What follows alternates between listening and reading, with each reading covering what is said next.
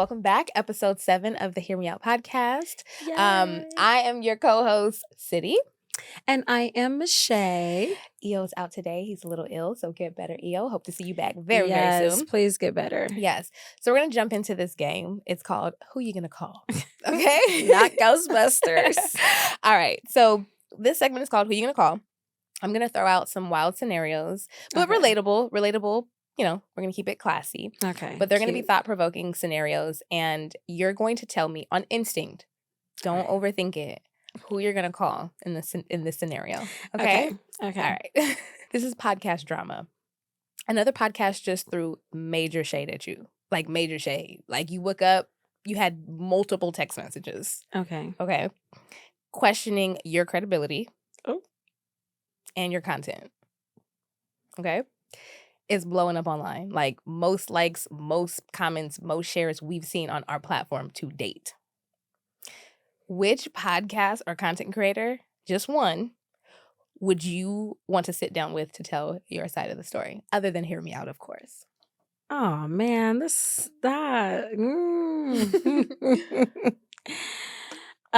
one. So y'all gotta forgive me because I don't really watch other podcasts.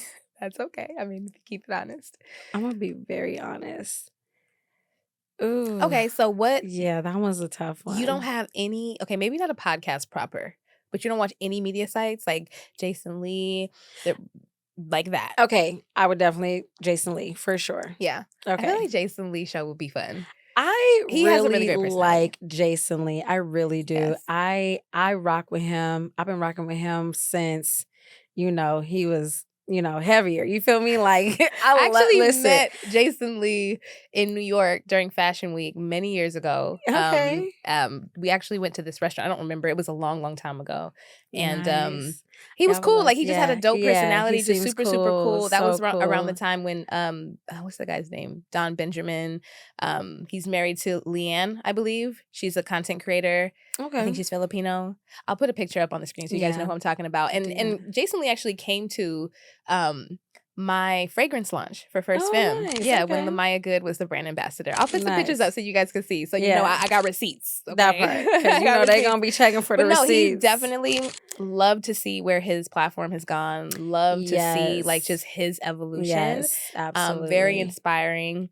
And wasn't he on Love and Hip Hop, right? Hollywood or I think so, but I didn't really get into like the Love and Hip Hop franchise. I did. And me and my sister, we were just talking about that. Love and Hip Hop Hollywood, just FYI, folks be in the valley. Don't get it twisted.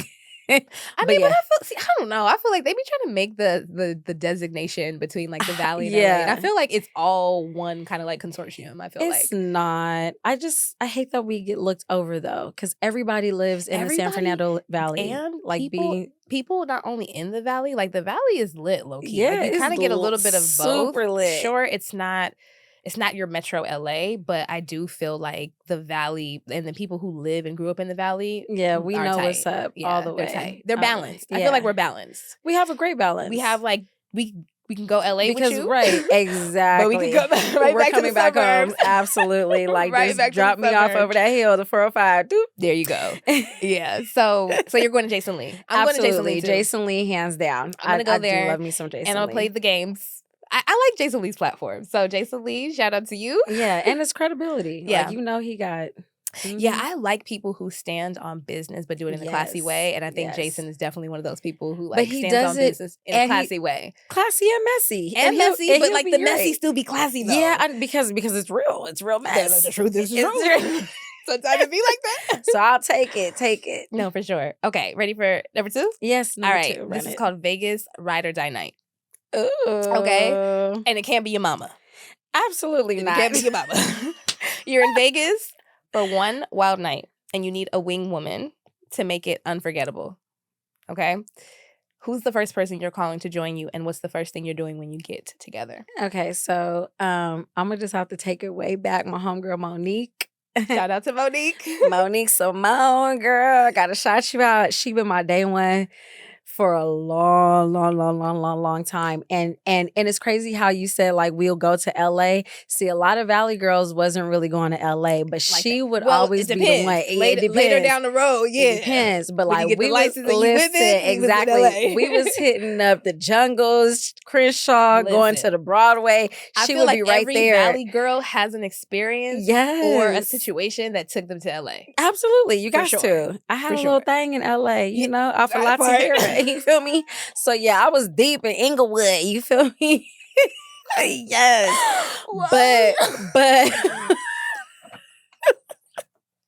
But my ride or die, and I know I'm gonna have a good time. It's always gonna be Monique. She's for sure. Shout out to you, Monique. Yeah. Who's your ride or die Vegas get down? And what y'all doing? Wait, I didn't even tell you what we doing. What y'all doing for y'all link up? Shoot, we gonna be in somebody's face. For sure. I really because somebody gonna get here and they gonna be like, all right, so we gonna take it back. Yes. We gonna take it back because we gonna take it back. Man, when I was in college, I used to kick with my homegirl Modesty. Shout out to Modesty. Hey, Modesty. We used to be but are you modest?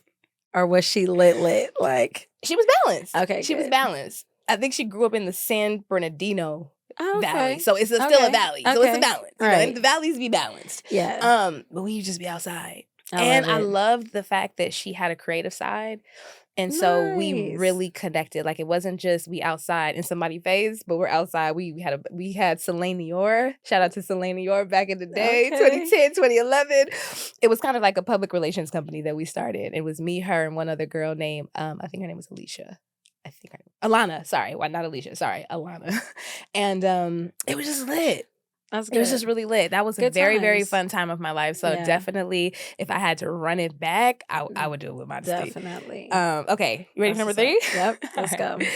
Your babysitter cancels 15 minutes before you have to go to a life-changing event. Life-changing. Either some money gonna be made, you're about to run into somebody about to help you level up. You can't miss it. That's not an option. You have to go.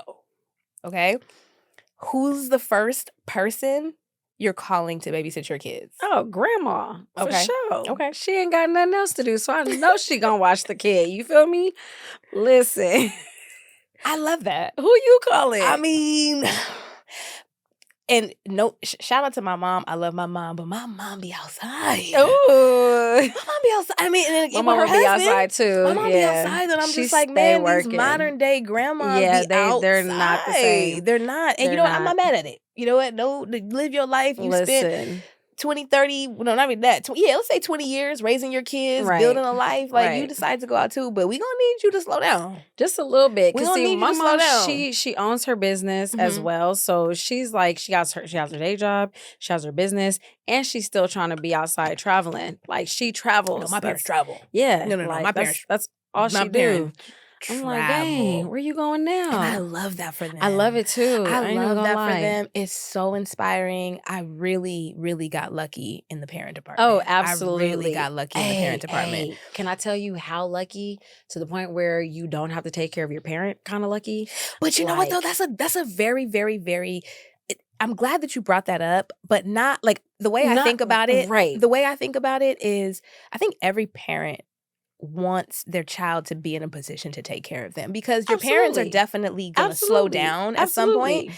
And I feel like our parents want that and maybe they don't vocalize that or verbalize that, right? But I think every parent at some point would like to know that when they're slowing down and they're getting ready to retire, that their children will be able to do that, to take care of them. And I think that's a very noble thing that in my culture and in the family that I came from, that's something that you want to be able to do and strive to do. But it's also very nice though when your parents are self-sufficient and can take care of themselves. Because a lot of people don't get it early, right? They don't get it early. They don't. And I think as long as you're just not being a nuisance and a distraction and not applying yourself, you got room to grow. But if you're Yes. somebody in your 30s and your 40s and you're just unproductive And you're still trying to and figure you're still trying to figure it out, Yeah, it's now tough. this is a hard lesson, and I hope that you guys get it. I mean this with all due respect. You have to just do what you can do. Your dreams and all of that, See, you have to do so- that secondary. You need to go out there and get into something that can get you some income so that you can actually fuel your dream down the road, especially if you have children and you have some responsibilities. And this piggyback onto the comment that young man went into the. Well, I don't know if it was a young comments. man. Hold on. Okay, It might have been a whoever it young was. woman. Could have been Well, a young woman. the username. No, it's a man. Okay, It's a man because I know he probably was in his feelings, like, you know. But either way, I feel like Sorry. Go ahead. I needed to step up and he needed to step up. We're Right. parents now, you know what I mean? And this is a household for a family. And we need to build that, especially sure. while your child is young. You got a newborn.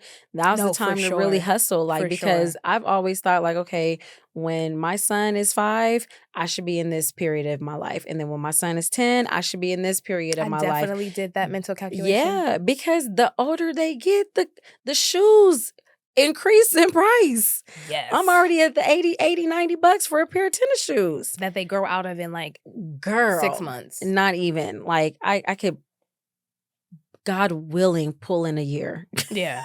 I know, and they're gonna be tight. Yeah, they're gonna be tight. Well, they're growing, and so yeah. So it is a very,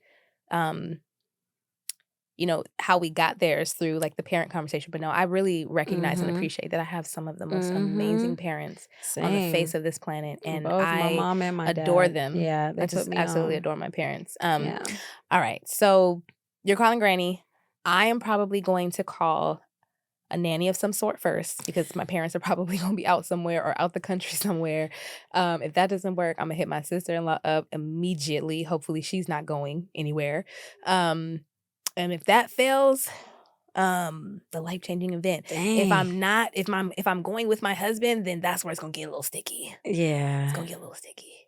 But if he's not going with me, then I'm like, babe, can you put? And most of the time he's gonna be a groovy. He's gonna say, all right, Right. because if it's good for you, it's gonna be good for me. Exactly. So we all gonna benefit. So That part. All right, Run it. Run it. All right. We're gonna do one more. Okay. Okay, I'm gonna give you the names and you're gonna tell me which one you want to do. Okay. The first one is called the Road Trip MV. No, we already did the Road Trip MV. Okay. Group Chat Chaos or the House Party Plug. Oh, let's do a house party plug. Okay, you're hosting a house party and it's kind of dead. All right. You need someone to pull up and turn the vibe all the way up. Dang. Who you gonna hit up? Oh, that's a tough one. Dang. The vibes is the essence is lost in the room. You need to turn it up. Y'all have to forgive me. I'm really like family oriented, but like my cousins for real. Like I got Shout 'em out. What's two. their Yeah, name? so I'm not even gonna lie. Like my ace boon coon, my cousin Tenora, me and her, Shout we're out to close in Tenora. age, and then of course her brother Andrew, like lit. You already know it's gonna be a good time if they come around. So yeah, I love that. yeah, I love that. Okay, they for sure. For sure. I'm gonna call NK, my homegirl in Kiru. If I want a vibe, she gonna bring a vibe. Hey, She gonna be smelling good. She gonna be like That know. part. I don't know. I love people who are creative, who are entrepreneurial. Like I really catch a vibe from those types of people, and I find that I'm around a lot of those people in this season of my life. Yes. Whereas when I was younger, it would probably be somebody who I could, we Right. could go pull up together. Wait, shout out to Danielle too. I can't believe it. She slipped my mind. She's another one. Like we goofy, like When you're together. together, yeah, Man, I love that. lit. Yeah, I love that. Danielle, I got you, boo. I love she that. for sure. I love that. Okay. That was the last one. Okay. I love that. That was fun. All right. So next up, we're going to do hit or miss. Are you ready for this? So I sent you the looks. You have them on your phone, but I'm going to actually send you the revised version of it. Okay. And then we're going to go through those ones one by one. Oh, wait, I got to take it off. You started with her first? Hold on, wait. Hold on. You so messy. All right. So this one, we're going to put all these on the screen. Okay. So is this a hit or a miss? Miss. Big miss. Big miss. Big miss. Give me the why. Okay. First of all, and let me tell you, first and foremost, this is a legendary, okay, Rihanna. She's known for all of her outfits. Fashion icon in my book. Honestly, always has been, always will be. But this one right here, yeah, because this one right here, I didn't like it. I didn't like it. I do not like it. I didn't either. It's giving me Sesame Street. I don't know why, but it's just giving me, and I think it's because the hat and the shawl or jacket. Yeah, it's like they're two different colors. They're looks, two different shades. And number one, and she looks drowned like in it, like the clothes is covering her, and not trying to say that like she needs to be clothesless, but it's just too much is going on. There's just a lot going on. There's a lot of textures here. We got fur, we got leather gloves, we got lace trail. I do like the leggings with I like the heels. Her legs look amazing in this. I don't know what's underneath here. I just would, if I was gonna do this, I would do this hat. The color of the hat, if she had something that was that color on her shawl, that would have been better. But I just don't like all the fur. I don't like all the fur. I don't like the.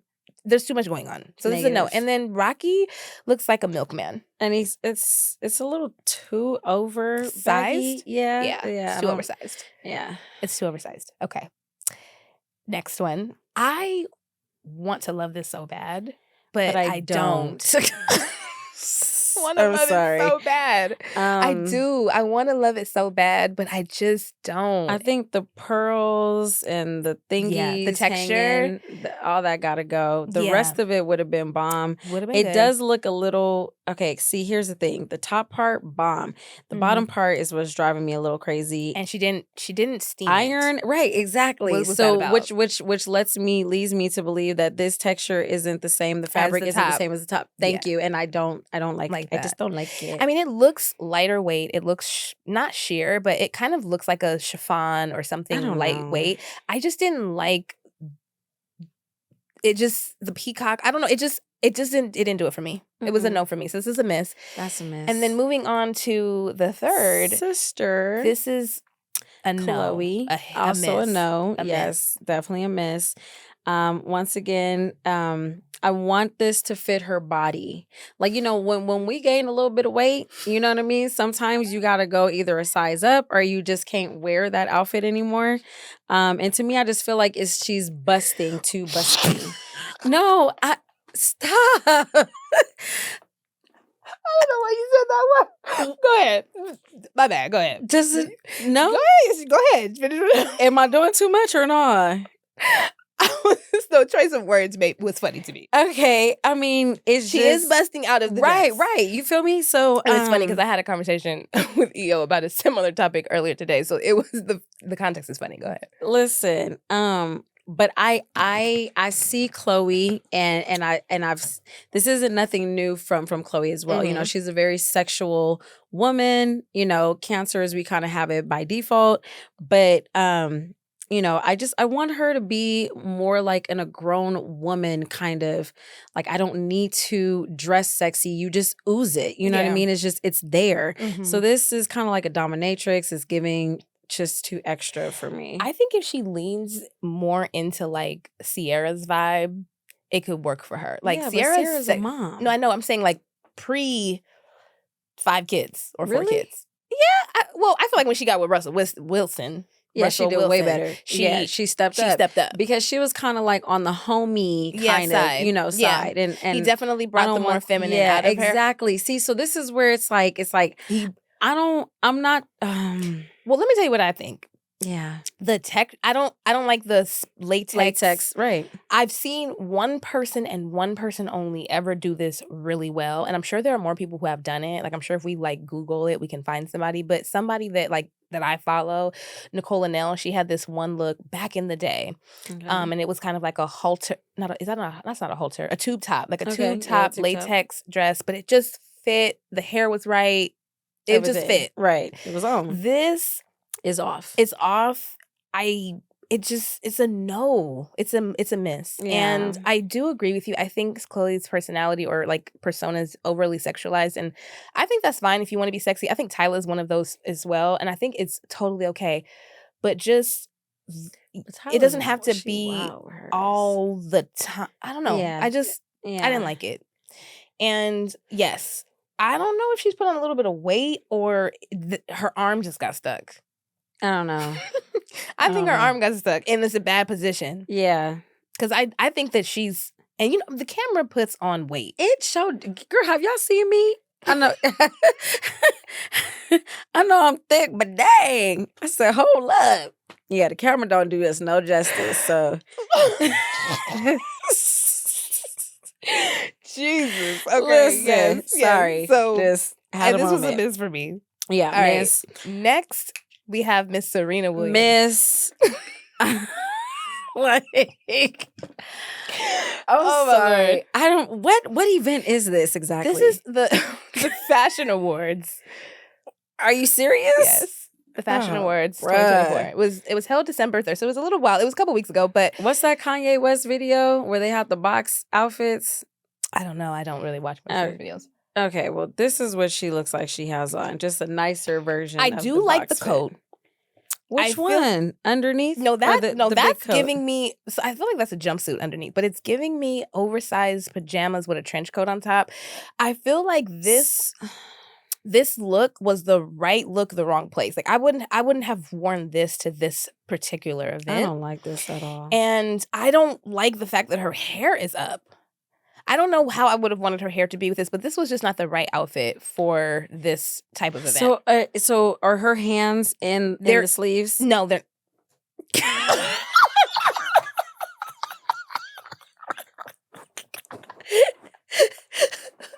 No, ask if her hands were. Do you see her hands? Listen, which is why it's just that's not a good look. I don't like this. And y'all can bag on how I dress. I could care less, but y'all, this is not cute. I don't care. Hold on. You're reckless. I'm so that for was real.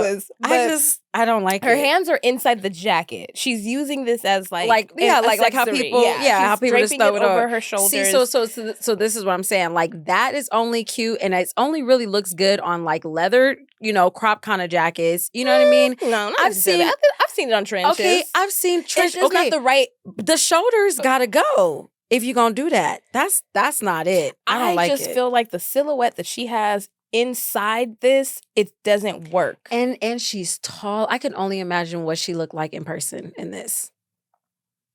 I mean, I'm not sold by the picture, but I will say that Serena Williams looks amazing. I actually was on her Instagram page just a couple of days ago because I saw a picture and I was like, she's a beautiful woman. No, of course she's a beautiful woman, but she looks amazing. I don't know if you've seen her lately. She's been working on herself, and that's the kind of thing I like to see as we head into 2025 because it is the year of the Mamba Mentality, and we'll get into that a little bit later. The Mamba. All right, next up we have this young lady. I like this look. I don't like the pose that she brought, but I do like the look. I do like the sheer kind of like draping. I like it. I like it. This is the best that I've seen thus far. Yeah. But it's definitely not one of my favorites. I don't know. Like I said. This is a hit for me. I will tell you something about fashion is that, number one, when you see fashion in person, it's a whole different look. On camera, it's a whole different look. True. And then in videos, in motion, it's a whole different look compared to a photo. So please understand, I'm looking at a photo here. This is my first time. I did not watch any of this. But to me, this is a miss. Okay. This is a hit for me. I'm taking it in the full context. She's a beautiful woman, so that helps for sure. The bottom part is what's bulky, so yeah. I feel like because of the pose, you're not really getting the true. Is there like more fabric coming down? No, that's like a shawl. No. But look at her legs though. Like, is there fabric? Like, is the dress actually long, and then there's a poofy part on top? Potentially. See, so that's what I'm saying. Like, if the poofy I actually know. I feel like I don't know. I feel like that's her shawl that got caught up in there, but maybe not. From what I see. I see two pieces. That's a shawl off the arm, and then there's like a straight part. Maybe. Yeah, so poofy gotta go. Next, this woman right here, this might not have been the perfect out. It's a hit for me. It's definitely a hit. I love this. I love this too. I love this. It's vintage. It's she looks floral. gorgeous. She looks gorgeous. Body is Dress bodying. is fitting. Exactly. Hair Bodying. bodying. Right. Like, She just, can I please? Yeah. At some point in 2025, it might not look like that, but she looks amazing. Right. I would have kind of, I mean, don't get me wrong. I love the hair. It's just very like simple and flowy. I would have liked to have done, yeah, I would have given it a little bit more volume, or maybe like even a half up, half down kind of look, or even just an all up to really she could give even off. Like a playful half up, half down. Yeah, look. that's what I'm saying. Yeah, the playful half up. I would want a little bit more trussles in the hair. But right, exactly. I will take her exactly like this. You're right. Honestly, but I would just do a little bit more volume. Right. Yeah, Absolutely. but this is definitely a hit for me. Yes. All right, next we have Ming Lee.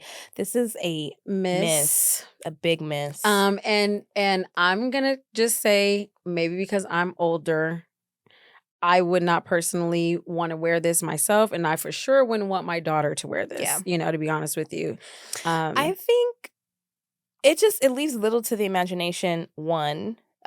Two, it's just not fashion to me. I don't know. Her face is stunning, stunning. Hair laid. But the outfit just was a no. I mean, it's just, I basically feel like I'm just looking at her body. Yeah, that's essentially what it is. Right, that's so, essentially what it is. You know, even if now if she wore this to like a pool party or like a summer day party or with like an actual bralette underneath, then I would say, then I would say now, yes. I would have liked this with black underpieces instead of the nude. You already have the black shoes. If she would have had on like some cute little black boy shorts or like a mini skirt and like a black, top, just to kind of, I don't know, it's just something I wouldn't have done the black. It would have been too much of a contrast. But I will say that I don't like this. If it was daytime outside at like an event red carpet in Vegas, Miami, I don't know, Palm Beach, then yes, this would have been a yes. But a bikini underneath this would have been. But what if it was like an event, but it was swimwear related? Then it would have been cute. I'm trying to tell you, a black bikini bra with the black underwears would have been cool. Little boy shorts. I wouldn't have minded like a nude or like a brown. I feel like black would have just been too out there, like too loud. I think it would have been good. Okay. All right. So the next one, I want to say first that I love Issa Rae. Yeah. I really do. I love Issa Rae. I love what she's doing for the Black culture with movies, entrepreneurship. She just opened up, another business. I love you. I want to like this so bad, but I feel like it's too plain.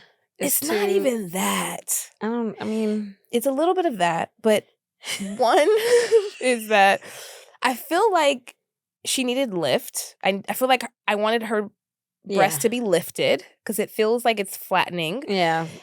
I would have wanted, I don't know what's going on in the midsection, but as she's holding her hands there, but I just would have wanted a little bit more volume and lift. I wouldn't have smiled.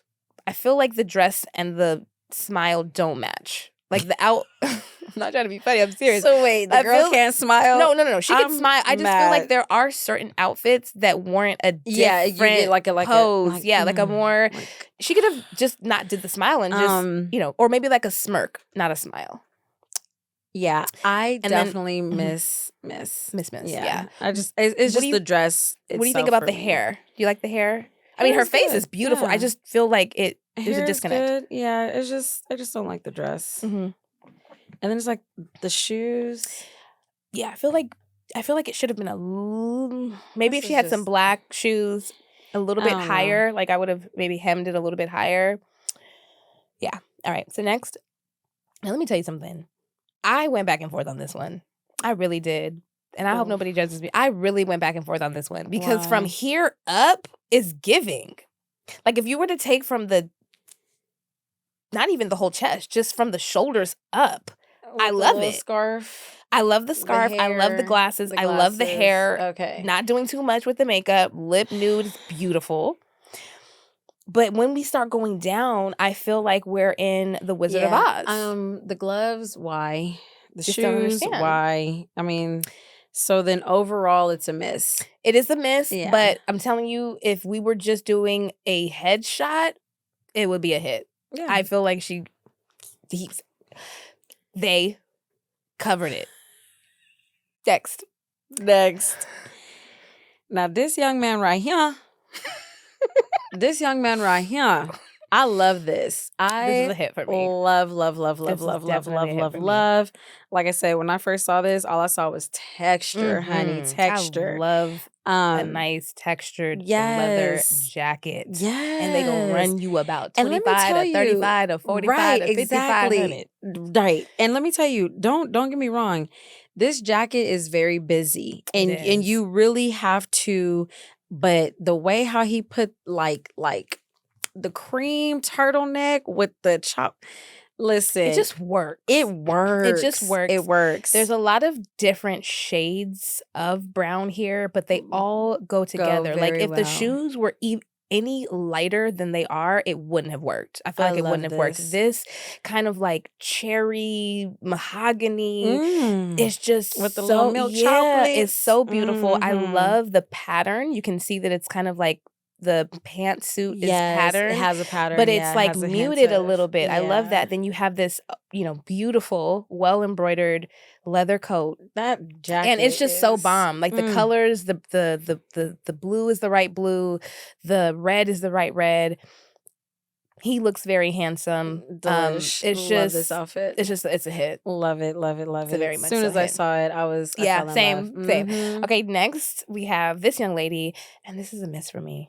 Absolutely. This is a big miss. I don't know why she did the leggings.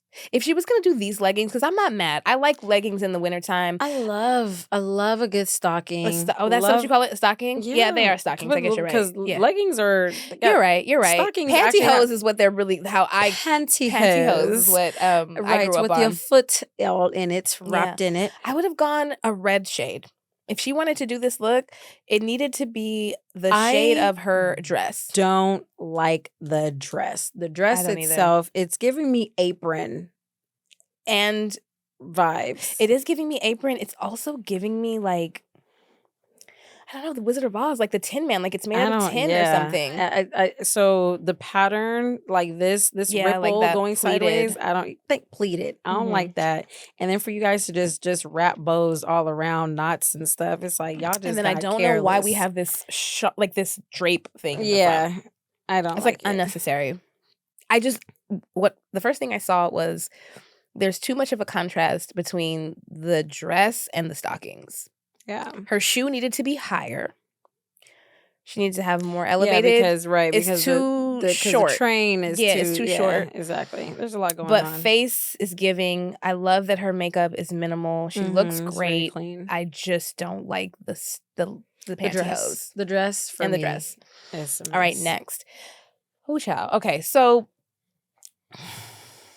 let me get a close up on this. I feel like in a different scenario, this could be a hit. Yeah, But in this particular scenario, on this particular red carpet, I'm going to say this is a miss. Okay. I'm going to say this is a miss. Okay, so yeah. Yeah. This But she's beautiful though, and I love her hair color. Yeah, so I mean, love the color of this dress. I feel like we were on to something here. But then it just lost something. Yes, something. I don't and don't get me wrong, I don't know if it's just because of the dress on her. And please understand something once again. Okay? I really need everybody to understand this. I feel you give have the disclaimer. to dress for your body type, yeah. Because even when you go to what is that? American Idol, you have to find the song that suits that suits you. Sure. You cannot sing out of your range, okay? So this dress to me feels like it's out of her range. However, that skin color, I mean the color on her skin, beautiful. Yeah. Like I see what they were trying to do. And then the shoes, it's like, why would you throw on black shoes? I feel like a nude or like a if she could find like a brown. Yeah, like a tan, like a light nude. Yeah. So that's the only thing. I'm in the middle for this, but I'm gonna miss. It's a miss. It is a miss. Yeah. All right, next young lady. This is a hit for me. I don't know why. I know that like it's not a practical dress. It's not something you're gonna wear out. It's really like couture. You're gonna wear it to a ball gown or ballroom or some type of really fancy event. Or even like a wedding. Yes. This Absolutely. is definitely giving me wedding dress vibe. Yes. Would I wear this to my wedding? Absolutely not. But I think she killed this though. Priya really, really rocked it's this dress cute. well. And I hate her the face, shoes, though. The shoes. I feel like her shoes needed to be higher. I never even noticed the shoes, but her shoes need to be higher. Like the silver with the shoe. Yeah. That does not go. Everything would have been perfect. The shoes is a no-go. Yeah, but she looks gorgeous though. No, I don't she know what's looks going on with stunning, her yeah. hair, but it works for this look. I don't know. It just works. Absolutely. Yeah. All right, so next. Okay. I wanted to love this so badly because I love Sabrina. These pants or is this a dress? I think it's a dress. It might be pants actually now that you mentioned it, but let's just lean into that it's a dress. Yeah. I wanted to love it. It's not bad. It's not bad. I just feel like it's underwhelming, and I feel like we could have done a little. It is, and we could have done a little bit more with the accessories to really bring this out. But I feel like if this was just I'm meeting my husband at dinner at Spago's on a Saturday night, you nailed it. I love the shoes too. Those are cute. I do like, love I the would shoes. wear those like every day. Yeah, it's like an everyday. And she looks, like she looked like somebody's wife who just. I like the dress.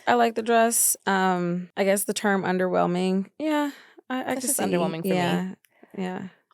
Okay, next we have Joan Smalls, and I love her. I love her. I do love her. I love her. I really do like this dress, actually. Okay. She looks good. She looks great. Yeah, she looks great. Amazing. Yeah, she does. She looks really good. She looks amazing. Like I can't She always looks good. She does. Yeah. She does always look good. I mean, I love the fur coat. Like I love the fur coat. I love the legs. Girl, you've been in the gym and it shows, and I love that for you. Exactly. She just is a gorgeous woman. And let's just, we can even take it back to the Ming share. Because I was going somewhere. I was going somewhere because same thing. It's like there's a taste value if you're gonna do sheer. And see, this is why I say the darker underwear. I mean, now don't get me wrong, this is a darker dress. It's black. It's a darker dress. But it just looks better to me. She did this well, being, an older woman. I wouldn't wear this, of course, but I do like this on her. I want to love this so bad. And I think that this is the right dress, wrong place. It could work and it does work, but I just feel like I want something a little bit more elevated for Joan. Like I wanted her in something a little bit more elevated. I can understand the sheer. Ladies, I just feel like this is something that you wear. You don't have to necessarily wear this particular one in the daytime, but I wouldn't show up to the fashion awards in a sheer outfit. Now, there are people who've done it and done it well. Like Rihanna killed her sheer look, but it felt more high fashion than this. With the headpiece and all the crystals. I think the moment that was bomb. No, she killed that. That moment was iconic. See, so then this is why I say, dang.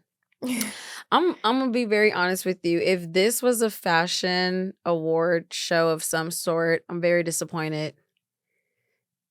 There were like maybe 2 or 3 looks that I felt like, ooh, those were nice. But they weren't like, but I also feel like in the last 7 to 10 years, I feel like things have been very underwhelming in the fashion department when people are going to events, particularly like some of our more cultural based events. The red carpets just don't impress me at all. They don't. They really don't. I don't know if just as a culture, we're just becoming more relaxed in the way that we dress, or we're just not, or people's taste in fashion has changed and evolved over time. But I would love to see, and there are so many beautiful people out there, like celebrities, creators, influencers who could really crush it on the red carpet, and we're just not doing it. But you know who I really like? It's a creator. Shout out to my girl. Any Given Sunday is her handle on IG and on TikTok, I believe. I love seeing her fashion posts. Yeah, Any Given Sunday. Let me pull it up and I'll send it to you.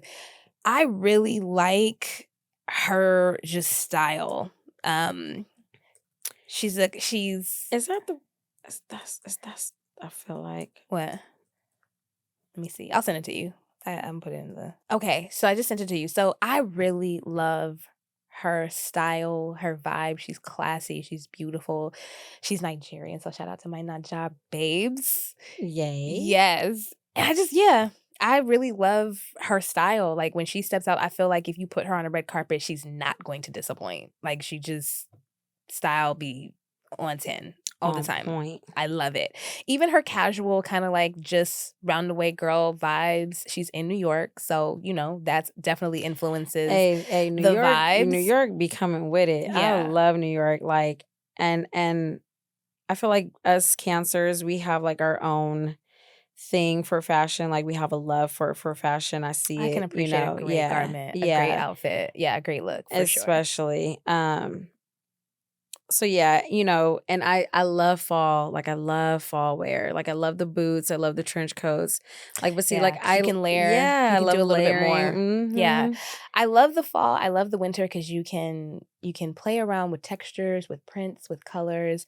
I've always been somebody who loves color and prints and just doing things that are, you know, a little bit more exciting than just Yeah. wearing, you know, Yeah. but in the fall and in the winter, at least this year, I've been leaning a lot into black. I've really Yeah. loved black because you can do a lot of like mixtures with black. You can do textured black, you can do sheer black, different shades of black. I love that. I love really, it really too. love that. I And love it it's too. classic. So I'm definitely like a jean girl. I love denim. jeans, love denim. I mean, black jeans, brown jeans. I'm any just color, yeah. yeah.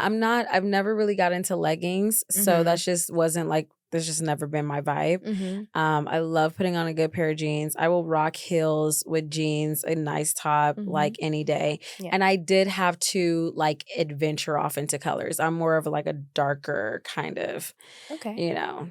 Okay. Yeah. Okay. But love it. So next up, we have Culture Digest. And we're going to talk about two kind of really, I won't say important, but like two things that are really popped off in the culture space. The first one is the Jay-Z and Diddy allegations. So a woman has filed a civil lawsuit accusing Jay-Z and Sean Diddy Combs of raping her when she was 13 years old at a 2000 MTV Video Music Award after party. She acknowledges inconsistencies in her account but stands by her allegations. Both artists have vehemently denied the claims, labeling them as false and extortion attempts. What are your thoughts on that? So here's the thing. Wait, keep it PG-13. Keep it PG, please. We're gonna PG-13 this, okay? Here's the thing, you know, like I said, I've already was a conspiracy theorist.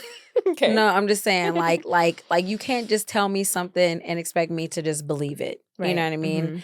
And I have witnessed, you know, a party before. I was invited. Personal hand knowledge. Okay. I was invited to. It was supposed to be the Smiths party up in the hills of Encino, San Fernando Valley, yet again. And you know, men in black dressed, you know, at the very bottom. They ask for your ID, check everything. We go upstairs, and next thing you know, it's a big OG. Okay. Yeah. Everybody up in there was doing they thug dizzle. So I'm just How old are you at this point? I was like 23, 22, 23. Okay. So my point that I'm trying to get to is that this industry thrives on SCX. They do. They really, really do. So is it far-fetched? Absolutely not. Do I believe it? Yes, I do. Okay. Am I ashamed that a 13-year-old was out in the streets and they was able to get hands on her? Absolutely. However, I was 13 too. You feel me? Like I would at a point in time when you would have gone to a party? Yeah, I mean, you know, because 13? Yeah, that's what I'm saying. Like 13. What grade are you in 13?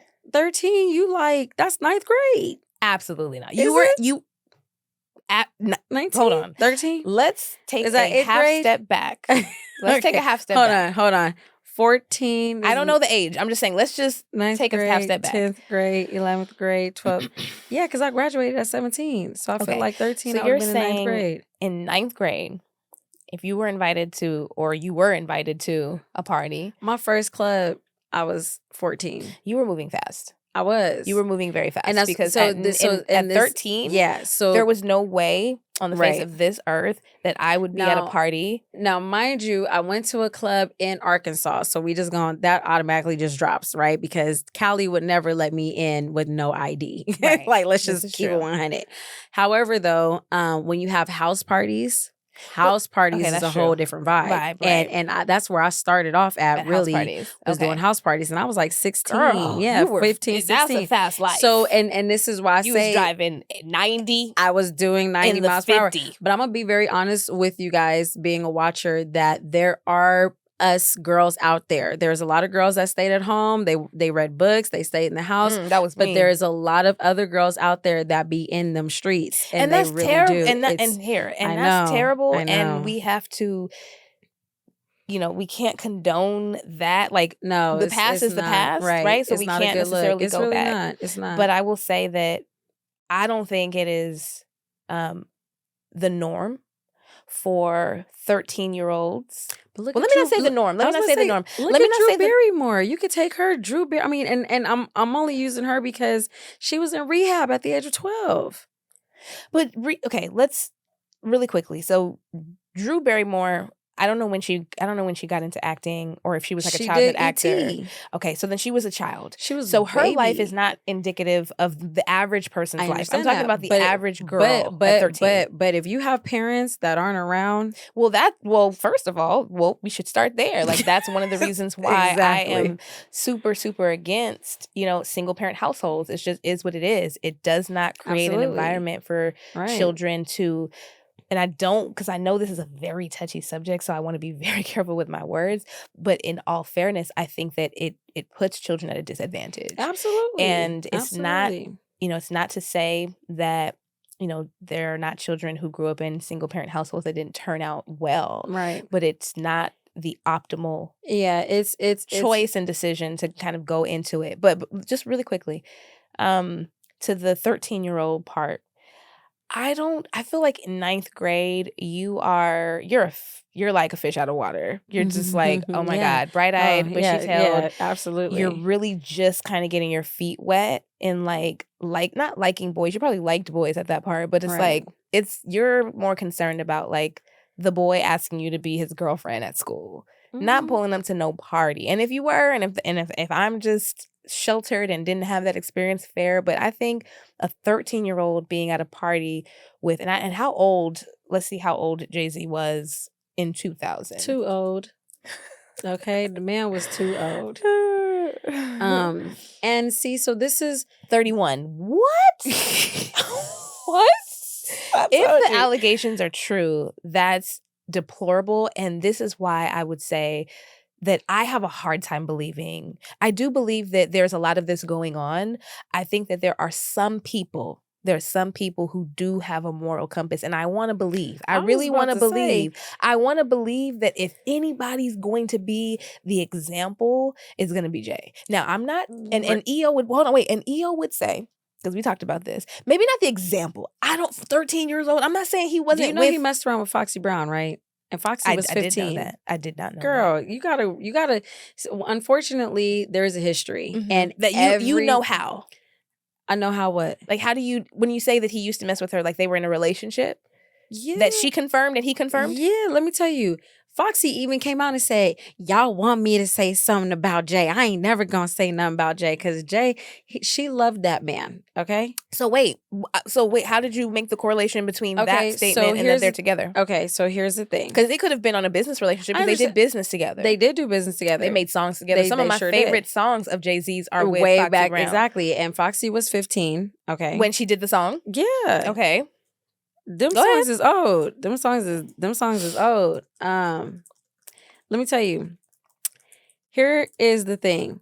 Unfortunately, every single one of these gentlemen Wait, that hold are on. in the Just industry, give me 1 second. So, hold on. But let me just say this, Go ahead. They all have the same story. Every single one of them. They, unfortunately, if R. Kelly married Aaliyah, we gotta state facts. What? And according to Google, what? Foxy Brown was 19 when she did Sunshine. So I use Sunshine as, hold on. What song is Sunshine? What song did you say? I'm talking about the one that she did with Jay-Z. Jay-Z did a song with Foxy Brown called Sunshine. No. And she was 19. What song are you talking about? Run It Back. There's another one, more popular one. What is her first? Her first song? First? Yeah. Okay, hold on. First Foxy song. With Jay-Z? Yes. I'm reading on Billboard.com, Foxy Brown addresses Jay-Z relationship rumors. You want me to be anti-ho so bad. Right. So in a series of Instagram stories post over the weekend, Foxy Brown attempted to debunk rumors that she and Jay-Z had a sexual relationship when she was underage. Brown famously made her debut in 1995 on LL Cool J's Posse Cut, I Shot Ya. I don't know what... move. Okay. Alongside Def Squad's Keith Murray, the late prodigy Fat Joe, and of course LL, when she was just 19 years old. However, most remember her getting her start opposite Jay-Z in the 1996 hit "Ain't No Nigga" from his debut album Reasonable Doubt, and the two continued to feature on each other's tracks, where she would often play Bonnie to his Clyde in terms of the term of themes and subject matter. Okay. In terms of themes and subject matter. Okay. So you're saying she's been in this industry before that 19-year-old even if we're taking 1996. So and most people she was 18. But you guys have to understand something, okay? Everybody in the industry don't just pop out on their first single. Let me tell you, they have been working around and being in the industry for years before they actually get on the scene. Mm-hmm. So let's just be real about that. That's number one. And another thing that, like I said, I have always, Jaguar Wright, and I'm going to just have to shout her out because Jaguar Wright, she has not failed me. And she has not failed me at all. And I genuinely believe that the things that she says is valid. They are. Yeah. No, you said is. I'm saying it's are. No. They are valid. Wait, yeah, are valid, not is valid. That's not correct. Okay. Go ahead. So she has made claims, and I have, let me not say I have seen. Allegedly. All of this is alleged. Right. Mm-hmm. Allegedly. That Jay-Z has messed around with Foxy. Mm-hmm. Okay. So that's one. But then even if you think about the way how Rihanna got on, she's what? Another 16-year-old. You feel me? But it doesn't mean that. Okay. So you're saying we're not saying this, but what I'm trying to say is that the women that they pick up on in the industry always start off young. They all start off in the industry young. Right, exactly. But you're hanging around with a bunch of older men. And these older men, 9 times out of 10, they're taking advantage of these women. You can put R. Kelly with Aaliyah. You could put Tierra Marie with Jay-Z. I mean, there's a long list of women that have come into this industry that have been, blackballed. They do stuff. They have to do stuff. Put out the whole album and so forth. And 13, right? Though? Absolutely. So that's I'm struggling with that one. But you know what though? Justice will be served if in fact Jay-Z did these things and they're able to prove them, then we will see that play out. Which is why, honestly, but I have a question for you. Go ahead. It hurts my heart because just like how you said 31, right? So if a little girl comes to you and she's like, oh my God, you're Jay-Z, I'll do whatever. Oh my God, R. Kelly, like you sing all the good songs. R. Kelly, Jay-Z, though? Exactly. These men are the ones I need to say, nah, you know what? You're too young. Let me back up out of this.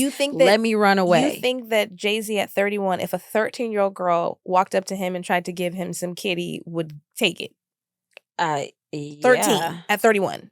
I don't know. Here's the thing. Unfortunately, something that I have learned from another man is that the young ones, they're not tainted. I can mold them. They're easier. You know what I mean? It's like they have this thing of like, oh, they never been touched kind of vibe. I'm the first to get in it. Everyone wants to buy a version. Like, you know what I mean? It's like, I know it sucks, but unfortunately, I mean, most men, they'll be like, oh, I don't want no girl that's been ran through. Okay, bet. So where are you going to find the non-ran through ones? A 15-year-old, a 13-year-old, a 12-year-old? I mean, how low do you want to go?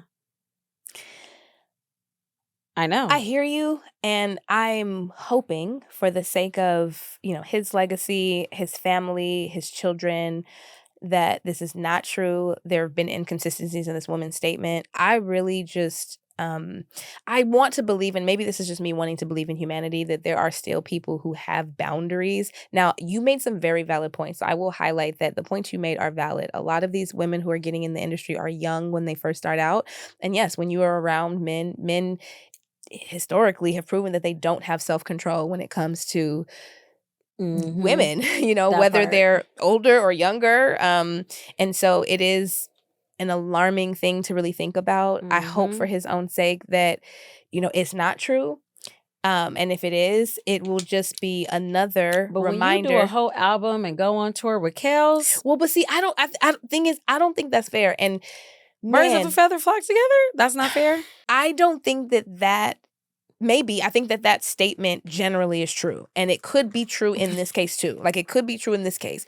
It could also be, and I just want to throw out there, it could also be that musically, right? Because they're in an industry of music, just like you have an insurance industry, you have a legal industry, medical industry, and by virtue of being in that industry, you're going to collaborate with other people in that industry. So I wouldn't say, and I wouldn't just throw out there categorically that because they were making an album together that they do the same thing behind closed doors.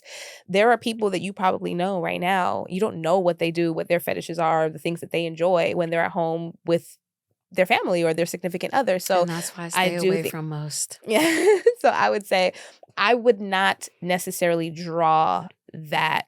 Yeah. But I will say that you did make some valid points. Yeah. Though. And see, here's the thing, you gotta for me, I've lived the studio life for a moment, just a hot second. And, you're there, you're in a session, things are going, and next thing you know it, a group of people start coming in, and I want to know, how are you there though? I feel like, and forgive me because I mean this in the most respectful way, but it's kind of a failure on the parenting, because I don't know how your 13-year-old daughter is out in the streets at all at night. Absolutely. And so I think that a part of this, while we want to condemn the men for not having self-control and exercising restraint if they happen to be around underage women, I feel like it is a failure and a derelict of their duty as a parent to not parent and raise their children. Because listen, when I think about the young ladies that R. Kelly was able to get hands on, you know what I mean? It's a lot. And it's so unfortunate because, you can look at the Mickey Mouse Club. You could take Britney Spears, perfect example. You know what I mean? Some of these parents, they don't have good jobs. Their kids and that child's talent is the only way out. So, and a lot of these young boys, I mean, we talking Elijah Woods, we're talking the Corey Feldman, Corey Hames, passed away, rest in peace. But this young woman, I don't think she was part of the industry, right? Understandable, but no, but that's a very big distinction, though. You're talking about that, but what I'm trying to say is that the lack of parenting, regardless if I put my child there, or regardless if I'm just not there, period. And also too, hey mom, I'm gonna stay the night at Cynthia's house. And you go and I wasn't spending the night at anybody's house. But I'm just saying. And Cynthia and the child is gone. You feel me? Like I think that kids I have to work their way around. They do, because you're gonna kids are gonna try to find a way. I think that there's a level, though. There's different levels. And I think that you brought up something. You said a lot of these parents don't have good jobs. And I, check my track record. The way I feel about this has been consistent over the last decade or two at that. People, and again, I know the arguments that are going to come. Just because you're in a relationship with somebody doesn't mean it's going to work out, et cetera, et cetera, et cetera. I submit to all of that and understand that. But I do think that if you happen to be a young person, or you just don't have enough information to make an informed decision about having a child, why bring the child into the world if you are going to struggle to be present enough to parent the child and then put their lives at inherent risk because you're trying to go out and work and get money? Now, I'm not saying the scenario has to be perfect. I'm not saying that at all. But you do have to have two committed people who want the same outcome, because the child suffers in response to that. For that young girl who was 13 at the party, there is no scenario, there's no like reality where her parents are not culpable in that. Because why is your 13-year-old daughter out at a party? Right. I don't get that. Listen, I'm curious if it was just her by herself or was she with a friend? I mean, don't like, care you know what I mean? Who you were with. I understand that, but like no, for me, I don't care who you're with. You should know. You should know where your child is. If your child has gotten to a point where they can finesse you and tell you they're one place and they're not that place, and it doesn't occur to you at any point to check, well, then you are failing as a parent. I'm sorry. And I mean that with the most respect. You're failing as a parent. Can we be clear though? Back in those days, we didn't have cell phones. Okay. You go. No. They always be trying to just, throw, and this is why men get frustrated with women, because I'm being honest with you. I hear you. Back in those days, we didn't have cell phones. It doesn't you feel me? matter. But I'm telling you though, listen, matter. I need you to understand something though. Home slice, booski, boo. I hear you, but I feel like again you're trying to move the goalpost. No, I'm not. So if my mom drops me off at my homegirl's house, and I'm like, okay, I'm staying here at my homegirl's house, right? Now, we're like, okay, we need to go to the movies. So both of the parents are messed up. No, just hear me out, because there's so many different scenarios, and that's why I said I don't know if she was out there by herself. Please paint the scenario where this would happen, where a 13-year-old girl would end up at the MTV Movie Awards after party at 13 years old. Go. Okay, so I'm like, Mom, I'm going to go hang out at my friend's house. She's like, okay, I'm going to drop you off over there at your friend's house. So I go to the friend's house. At what time? Let's just say 6 p.m. Okay. All right. We get there, right? The homegirl and I, we like, okay, so so-and-so is going to be at the movies. We need to go catch the bus. Let's go catch the bus to the movies. Now, her parents is like, all right, cool. It's fine. You guys can go to the movies. Now, mind you, my original mommy, the one who dropped me off at my friend's house, maybe she didn't know that I was going to be going to the movies. You feel me? Now, my friend's parents said it's okay because we're both together. Right? You just never know. So you get to the movies. And what time was the movie? The movie probably started at 7 o'clock. And what time did the movie end? Like, maybe 9.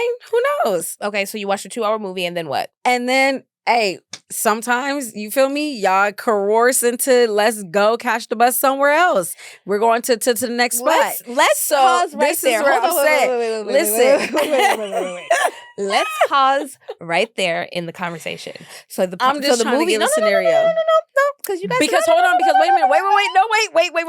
Wait. Because the driver then pulls up on the street and sees the young lady and is like, oh, y'all trying to go to a party? Oh yeah, bet. Who is it? Oh, it's so and so. Oh yeah, let's go there because we think we're cute and we're fly. And your mom is not concerned about. Nobody knows what's going on. Wait, your mom you're out in the streets now. No. No. I'm not going to even let you sit on this couch and get that off. You mean to tell me that you dropped your daughter off at the movies for a 7 o'clock movie? It is now 9 o'clock, and then your daughter feels. Hold on, wait. Hear me out. Okay. Hear me out. And I got a spin off on this one too. They feel emboldened to jump into a car with an absolute stranger on the side of the road that pulled up with them to go to God knows where. And it's 9 o'clock. So that means that wherever they're going, they're going to be there for at least an hour. Exactly. Why isn't your mom or her mom concerned about the children that they dropped off at the movie theater for a 7 o'clock movie and it's now past 10? Okay. Can you Google the movie 13? Is it a movie theater or the number? No, it's an actual movie called 13. What's the point you're trying to make? Because there's a movie, y'all, about these white girls. They're 13, living wild. What I'm trying to say, and that movie came out at least 10, 15 years ago. You're still not answering my question. What I'm trying to tell you is that, Cindy, you wasn't raised like this. But there are other people who were. And my point was not that I wasn't raised that way and other people weren't. My point you're not understanding it because you can't relate to it. Okay, maybe. Yeah. But I'm trying to tell you, there are little girls out there in the streets, and their parents don't really care. Failures. They're failures. Let's just call it what it is. They're failures because there is no reality where I am dropping. No disrespect. No disrespect. No disrespect. It's okay if you failed. There's always an opportunity to try to get it back. It may be late, but we're gonna call. Google movie 13 I will. We're gonna call this out for what it is because I will not be on a platform such as ours and not hold the woman's feet to the fire. Absolutely. If your mother dropped you off, or father, but you said mother, so we're going to use the mother. Okay. If your mother dropped you off at your friend's house to go to a movie at 7:00 and you watched the movie and the movie ended at 9 and then you're walking, God knows where, and a car pulls up to you, you're being asked to go to a place with God knows who, and it's now after 9:00, approaching 10, and your mother is not concerned about where you are or what time you're coming home. She failed you. Wait, who said? She failed. Okay, and that's another because thing. the mother who said that the mama was not concerned. How so do you were know just that, not answering your phone? Yeah, that could have happened too. What? Well, you absolutely. Know what? When the outcomes come, the outcomes come. Listen. So once again, you guys have to understand that. When the little girl got into that car, right? When the little girl got rebellious. When the little girl got into the, did you look up the movies? When the little girl got into the car, she knew what was up because she got in and she went there. Now, once again, you already said you're naive, you're bright-eyed, bushy-tailed. I'm not hopping in nobody's car. I understand that, but you're probably thinking like, oh, I'm just gonna meet a bunch of people and I'm, maybe I can sing for them, I could do a little dance, and I can probably get a deal. People are thinking one way. If you would have said 17, 18, I would have. I would have been like, all right. But I want you to understand that movie 13. Did you find it? I did. You see the little white girls? I still don't know the point you're trying to make, but yes, I do see them. But do you see the piercings in their tongue? I see that, I want you to understand that this movie... So you're saying that this is representative of most young women? We're not going to say all, we're not going to say most. I said most. There's a demographic. Right, there's a demographic of what percentage women. of the demographic would you say that this represents? Sheesh. I mean, you can answer the question. Just answer the question. I'm not gonna let you do this. Just answer the question. I'm gonna say at least 70%. I'm sorry. Cut the fucking cameras. Cameras, yo. 70%. Okay, the other reason why that I say hold on. You said 70%. Can I please bring it back? Let me bring it back. Okay? Go ahead and clear it up. Because I'm gonna let you clear it up. Go ahead. I'm thinking about if I ask 10 women right now, are you still a virgin? 9 times out of what does that? Because oh my god! Because what I'm trying to say is that there's no value. There's no standards for a lot of women nowadays. And first of all, we're not talking about nowadays. See, this is what I'm saying. This is what you guys be going through. This is what you guys be talking about. And I'm trying to help. I'm really trying to help her navigate the conversation. But she keeps throwing out these... I'm struggling. Because you said 70%. Meaning... There's like only 30% of y'all that's sitting at home and ain't doing nothing. Absolutely. And is not even willing to try. You're scared to try. You don't want to go out. You don't want to test the waters. I genuinely feel that there's 70% of women that are really like, okay, I'm not doing this. In the comments, I want you guys to let me know if you agree with Mishae's statement. 70% of young women back in the early 2000s. Up to now. Not up to now. 2000s for the decade, okay, 2000 to 2010, were women, 70% of young women from the age of 13, no, let's say 12, because they couldn't just have started that at 13. From 12 is kind of deep. That's kind of steep. You're out of your God-given mind. So they just 13 came and it was just like teenagers. Yo, you thought okay, so from 13 to 15, 70% of those girls are basically behaving in the manner that the girls in this movie 13. Hold on, wait. What? What? I don't understand. Okay, you don't understand the conversation we were having just now. Run it back. That the way how you just broke that down. Nah, I'm gonna get that like at least 50-50 for sure. I'm going to get out 50-50. You ain't going to do that to me. I'm not going to sit dangerous. This is dangerous, you guys. Listen, I want you to understand exactly the conversation that we just had right now. Listen, you know what? The crazy part about it is there's so many lawsuits. See, that's what throws my mind for a loop. because when I think about R. Kelly, all the women that came out being underage, I was shocked to see the number and the amount of women, young women that were willing to, be around this man. So that's why I kind of like, okay, dang, it's a lot more than I thought. I'm same, I am in a household where, I have a sister, she sits in the house, she does nothing, she's chill. But you was outside. Cool. I was outside. So you had your little cronies that you was running around the streets with. Listen. At 13. Yeah. So I'm thinking it's 50-50. You got to understand, when I went into the 9th grade, immediately a senior boy was like, oh, bet, it's new meat. Like, unfortunately, the way how I saw it, this is just my personal experience. Right. And then I have 70%. Like, Mishae, that's a lot. I just realized that it was 70? A lot more than what I expected. So that's why I threw out the number 70, because I feel like, dude, because 70's like majority. It's not majority. All right, maybe it is majority. That's why I take it back.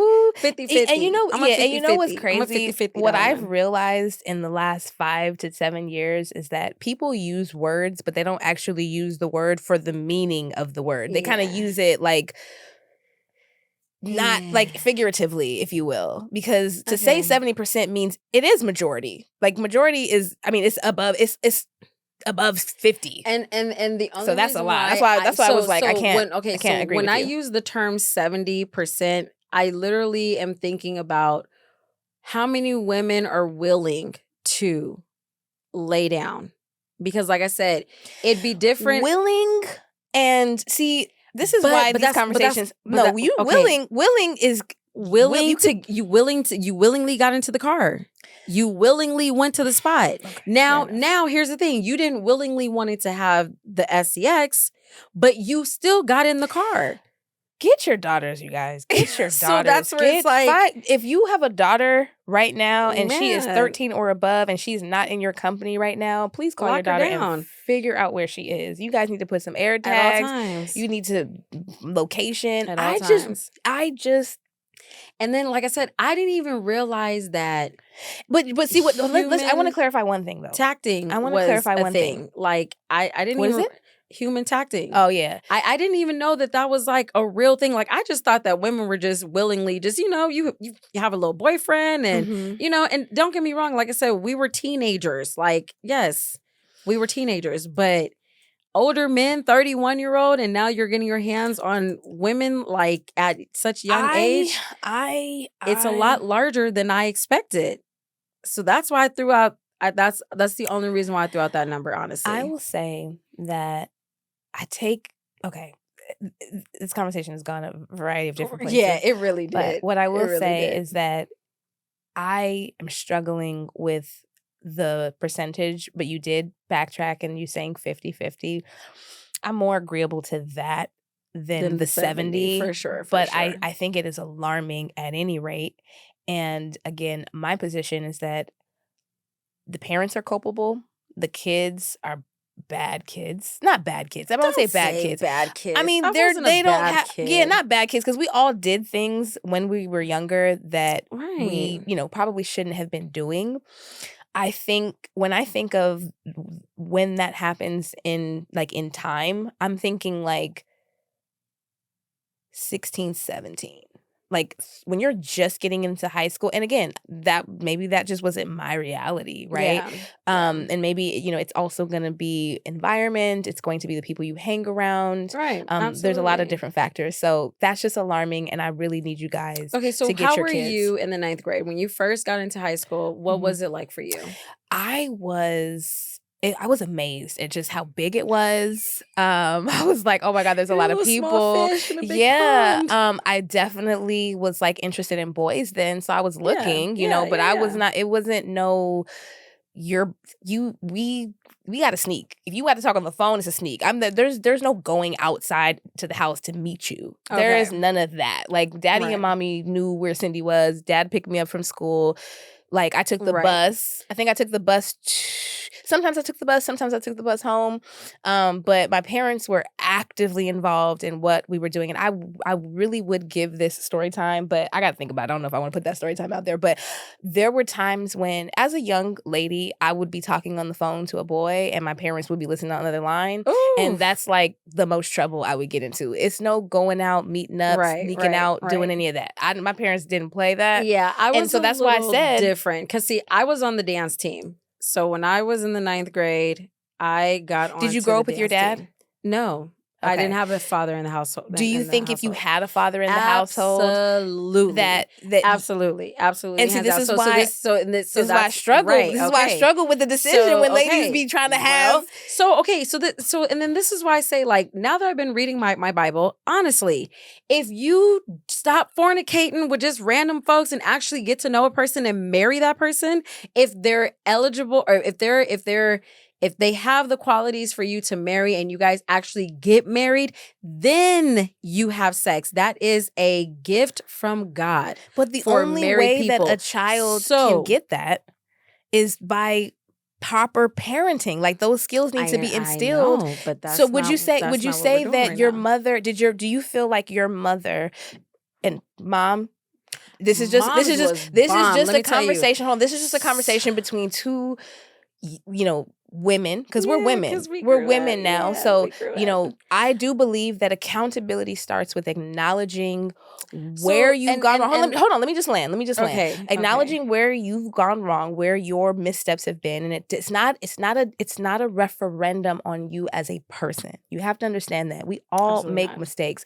but it's important to be able to say that it was a mistake or to acknowledge where someone misstepped. Now, we can't take the past away, but I do think that it's important. I'm curious, in your mind, as the daughter to your mother, do you feel like your mother failed you in some areas? No. So my mother definitely told me, like, Binky, you should, find someone that loves you, find someone that like cares about you, so forth and so forth. However, though, when you are a child, children feel like they know it all. My 7-year-old, he's already in this. I know, Mom. I know I can do it myself. So I've realized that right there tends to be a lot of the problems because I think it has to do with the fact that there's no second check. There's no second check. Absolutely. And you're absolutely right on that. There's no second check. However, though, there's no however. There's no however. Listen. Just go ahead. You're right. Go ahead. I'm listening. Because my mom was very concerned. She was always there. It's not like she was absent on like anything. But it wasn't enough. It wasn't enough because I got sneaky. You got sneaky because there wasn't enough supervision on you as a kid. Can I explain how I was sneaky though? But if you had a dad, hold on, you could probably sneak past your mom. If you're ditching in school. If my mom drops me off at school and I go somewhere else during school hours, and then I come right back when school's out and she picked me up like, hey, girl, how was class today? I don't think you would have had the gall to do that if your dad was in the household and you know that there was a potential that your dad could, maybe he came a little bit early. Hold on. Clear. My daddy whooped my butt a few times. The point I'm trying to make. The discipline is there. It be there. I love how y'all be trying to move this goalpost, bro. Y'all be doing the best job. You be trying to pick it up. But I'm just saying, I stayed in trouble as well. Y'all don't understand. Like I got on punishment. I was in like, you doing this? Oh, you doing that? Oh, you missed this. But he wasn't physically there. So regardless of whether he disciplined you from a distance, it didn't matter because he wasn't there. That's the point I'm making. Like, I'm not trying to, it's not you that I'm attacking, right? I'm attacking the logic that you're putting out there. You're trying to say. But I want you to understand too, though, is that there are 2 daughters in this household. My sister was not like me. She came out, let me tell you, still to this day, completely different. So parenting, her parenting wasn't bad. It wasn't sufficient. Is what I'm saying. It was me though, bro. Like you got to understand. It was you. I'm taking this all the way. Mom, you did absolutely fine. My tail, I had a piece of my dad's personality. And if y'all know anything about this, my daddy, okay? I really want you to understand. I'm not attacking your mom's parenting. I think there's a part of it that, I think some could have kids been need different. more. Okay, I will admit, some kids need more attention. Some kids need more monitoring than others. Some kids need their fathers. But that's what I'm saying. She didn't have her father either. He wasn't there. I'm not saying that. Listen. I'm saying to you. All I'm saying. Doesn't. That's not necessarily true though. That's what I'm trying to tell you. I think you guys love to say that, but I don't think you believe that. Not man. I don't think you. Hold on. Okay, I'll say this: an active father, a father who's present, right, and who is emotionally available and stable. That type of father in the home would have changed your outcome significantly. For me. And people who are in the same... For me. My sister, raised in the same household, she did not need that. She didn't have it just like I didn't have it. It may not have shown up the same way, but she needed her father too. Absolutely. But we talking about out in the streets. We can agree to disagree on this. We can agree to disagree on this because I can understand that there are probably nuances I don't understand. The only point that I'm making, generally speaking, because I know a lot of people are going to feel like, yes, there's different things that add to a scenario that make it different and unique, if you will. But the point I'm making is that I believe generally across the board, there's always going to be aberrations. There's always going to be the exception to the rule. There's always going to be variability. But I would say, generally speaking, when you have a father in the household, what it doesn't mean that kids are not going to be sneaky or they're not going to be bad. That's not what it means. They're still going to do that. But there's a second check. Meaning, if mommy says something and they know they can get over on you, they probably can't get over on daddy. And I'll give you a perfect example in my own life. My baby, love him to death, he will always come and ask me for something, right? And I noticed that he'll be in the company of my husband. Like, he's with him. Will leave his company and come and ask me, and I'm far away. I'm like, well, why didn't you just ask your daddy? And there is this apprehension about asking his dad because he's of the opinion that his dad is going to say no. No, of course. Okay? Right.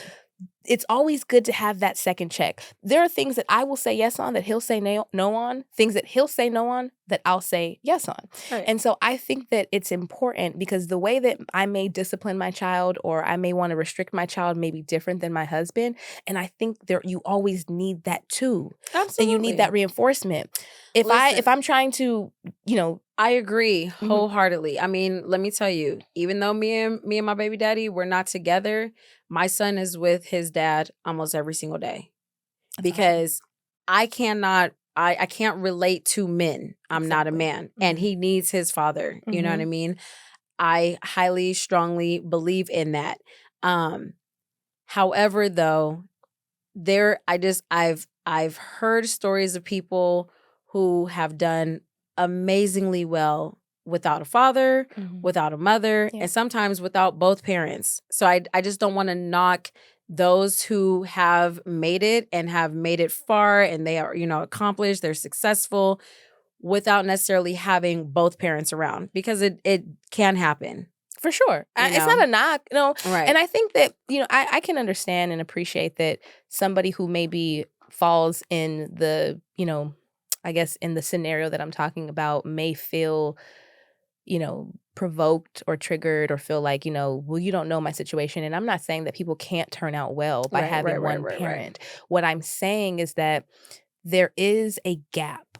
And I think a lot of people don't like to acknowledge the gap because they have to acknowledge that there was something in themselves or a decision that they made that wasn't necessarily right or good or, maybe what they would have wanted or what they would do differently absolutely. if they could do it again. So, now, hold on. Okay. And that part is the accountability part. Right.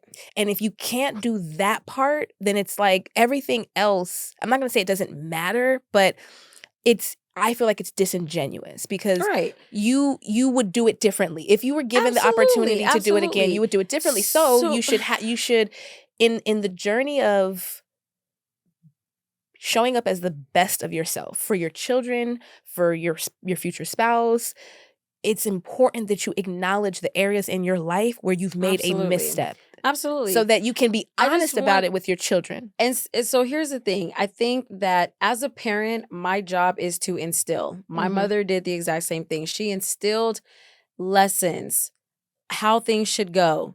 In a perfect world, it should be like this. Now, can I do we all show those examples in that moment? Sometimes we don't. Mm-hmm. So yeah, if my mom's like, oh, you should get married and have this and have that. All right, cool. But I mean, hey, there's no husband in the household. You know what I'm saying? So it's like, yes, you hear it and you kind of see it or you want that for your child, but it doesn't always happen like that. However, though, we talk about this all the time. I'm now in my Bible and I'm telling my son, and my mom and her husband, they tell me this all the time. Mm-hmm. Just because now you're this certain way, you can't expect James to do what you're doing now. What if he lives the life that you used to live? Mm-hmm. And same thing. I'm going to tell him, son, think about it. I have instilled it in you. Mm-hmm. But I'm not going to be with him 24/7. I'm not. Mm-hmm. No parent is. You're not with your child 24/7. You're not with your child when you drop them off at school. You don't know what decisions that they're making. You know what I mean? So this is where, and so now to kind of bring it back, because you brought up a statement. If you look at the households as of today, even just married couples, that number of marriage is very low. Doesn't make, I mean, okay. I'm just saying though, so not every household has a mom and a dad together. Yeah, regardless, and that's why the if outcomes are bad. Okay, so that's why my number was kind of high, to be honest with I feel you. Because it's like, when you think about it, I think the numbers were probably, I mean, if you do a comparison, the numbers were probably higher in the 2000s than they are now. Absolutely. In the 20, But I mean, you got to understand that you have in the Black community, drug pandemic, fathers are going to jail. You got high, mass incarceration for Black men. A lot of the men weren't around. A lot of the men were around, but they were just kind of out in the streets themselves.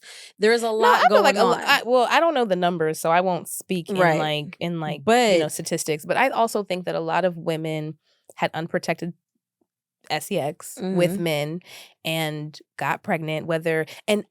Somebody's actually said this to me, that a lot of times the men were selling the dream to the women that we're going to be together and it's going to be good. And at first blush, I dismissed that or disregarded that.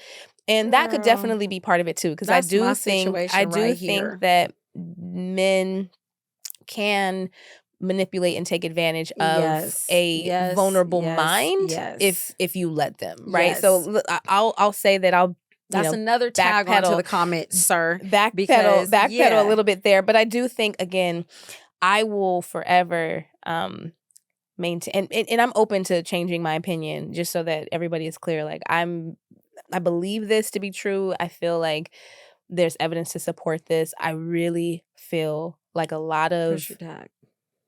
Huh? Oh, it's coming off. I feel like a lot of households really should just be, planned households. Absolutely. Planned households that give because I do think that when you decide to have a child, the child really has no choice in the matter. Absolutely not. And so it's really a decision that is predicated on what the mother and the father want, right? And so if there isn't a meeting of the minds on how you're going to raise a child, whether you want to raise a child, that there's a household that is stable and there's a commitment between the two people. And if that changes in the future, sure, you made a decision based on all the available information you had at that time. But a lot of people are going into it blind and have no plan, and they're just winging it, and I don't think that sets children up. And some of these have been false dreams. I'm telling you, because that's exactly how I felt like my baby daddy got me to a certain extent, because he knew who I was when we got together. And, 1 minute it's like, yeah, I'm going to do this, I'm going to do that, and we're going to go here, and, I'm going to do this and I'm going to do that. But then it's like, once you get me, it's like all of that falls apart. So now it's like, okay, I'm not about to be stuck. Yeah, that's why I say, like, I had to leave. Like, she's like, I had to do this. Yeah, I had to. But I did not make my son suffer. Right. He still sees him every day. I'm very close to the dad, so that way they can see and spend time with each other. Yeah. And I don't play or use my child as a pawn or, in some scheme of a game. Like, let me tell you, I would be every weekend. My son is with his daddy. Every weekend I'm outside. And I got homegirls that's like, oh yeah, and they'd be like, oh, where's your son? I'll be like, with his daddy. They'd be like, dang, he always with his daddy. Don't you wish? Wait, so don't hate. You're saying that's currently right now? He's with his son every weekend? He was now that he got a job. Yeah. So now his job. Oh, he's working now. He's working now. So is there is there a possibility of you guys rekindling? I mean, now that he's I mean, and you don't. I'm just saying. I mean, for the sake of keeping the family unit together. I mean, I'm sure. I mean, for you to have a child with somebody, I would assume that at some point it was. I good. definitely loved this man. Like I was head over heels for this man. But I need to have a little bit more. What's love got to do with it? But honestly, it is more to it. So that's a no. That's a no. It's not a question right now. Mark. It's a big question mark. I would love. I mean, I think you should. I mean, again, I don't know the situation. Yeah, I think it would be. I think family structure, like just families are just important. They're so important. Absolutely. For the preservation of but culture. So is your mental mind. For sure. So is your mind, girl. The mental mind is also very important. Like I can't build a family on a messed up mindset. Like we're not gonna go anywhere far. Oh, that's too deep. Okay. Moving right along. This is gonna be a brief one. Just your brief thoughts. Impending TikTok ban in the U.S. So a federal appeals court, they've upheld a law that could ban TikTok in the U.S. by January 19th. That's coming up really soon here. Unless its China-based parent company, ByteDance, divests its stakes. Okay, and divest just means like to remove all of the ownership or assets or investments from, the ownership of the Chinese company and either sell it to a U.S.-based company, et cetera. This potential ban raises concerns about the significant economic impact because a lot of people are buying stuff off of TikTok, particularly for small businesses and creators who are generating an income. And it estimates about $1.3 billion in losses within the first month. And so Amazon about to go up. Yeah, I think people should definitely. If you have a following on TikTok, you should be thinking about how am I going to pivot? What is my next strategy? I think we're going to see an increase in YouTube Shorts, Instagram Reels, because those people are going to have to. I'm going to be honest with you. I kind of feel that like it's, the government likes to have control over a lot of things. And TikTok does a lot that is not necessarily controlled by our government, which is why they're trying to, get China to back away. Well, their concerns include data sharing, espionage, spying. That's what espionage means. The potential of that, content manipulation, and major. I mean, like they have all this information. Especially content manipulation, because there's a lot of things that they don't air on the news that TikTok does air. That's why I typically use TikTok for news, because there's just a lot of things that the government. And once again, I'm a conspiracy theorist, and I never really liked I don't. It's not that I don't trust my government. Our government as much. That's a hot take. Yeah, it is. We're gonna move on from that. Okay, but so that's where it's like I feel like they're trying to get more control over. Okay. So I want to kind of end this episode on kind of a concept that I've been thinking about a lot lately, because my last like 2 weeks to 3 weeks have been insane. Like busy. I'm traveling here. I'm traveling there. It's just a lot going on, and it's the end of the year, and I'm like, I know you don't like doing New Year's resolutions, but I always think about what is my goal, what's my theme for the new year, right? And I think I was in the airport. I might have been in Tampa or somewhere. I was in the airport, and I was like, I watched a video. I think I saw a video of an old interview of Kobe Bryant. And this concept of like the Mamba mentality came up, and it just resonated with me instantly. Like I instantly was like, ooh, I want to know more. And I've heard the concept. I know he has a facility in, I want to say either Thousand Oaks or somewhere in the valley, that he was headed to when, his helicopter crashed. And just what Mamba mentality is. And I became like, oh my God, obsessed. I'm like, I need Mamba mentality in 2025. And like, that takes, I mean, when you think about what Mamba Mentality is. In my opinion, Mamba Mentality is like, it's when you finally make the choice to stop making excuses for yourself. Absolutely. And you just, you lock in and you don't give yourself the option of failure, right? It doesn't mean that you're not going to stumble. It doesn't mean that you're not going to But the Mamba mentality is to always get up. Yeah, to get up and exude excellence and have that for yourself. So my question to you, right, is what does raising your standards, so your standards for you, look like personally? Like, what does that look like? I'll pose that first. What does that look like for you in 2025? So it's funny that you bring this up. You know, I sell life and health insurance and my income is commission based. So, you know, just from last year to this year, I have increased my sales about $100,000 just from last year to this year. That's what you got commission wise? Yeah, just overall from what I've sold for this year. So, and then I see other agents that are, you know, doing more. Yeah. And like, how much more? Girl, like they're like 300,000, you know what I mean? So I'm like, okay, well, you know, if I'm already hitting like close to, you know, 200,000, I can be at the 300,000. Like, for sure. Yeah, let's really push. So, and what are you going to do that? Like, what is your strategy? I mean, you know, I have ways as far as like your mental is everything. Making sure that you wake up early, be the first one on, be the last one off. You know, taking rebuttals, you know, just because a person says no, you know, ask them like, hey, what's going on? Did you not, you know, were you not looking, or, you know, what changed your mind? Just trying to figure it out, kind of put your foot, nudge your way in the door instead of just taking the no. Exactly. So a lot of that, I think, just making sure that I have time for myself, you know, working out, loving myself. Heavy on that. Right. Getting closer to God. I feel like God is first in everything. You know what I mean? He levels me.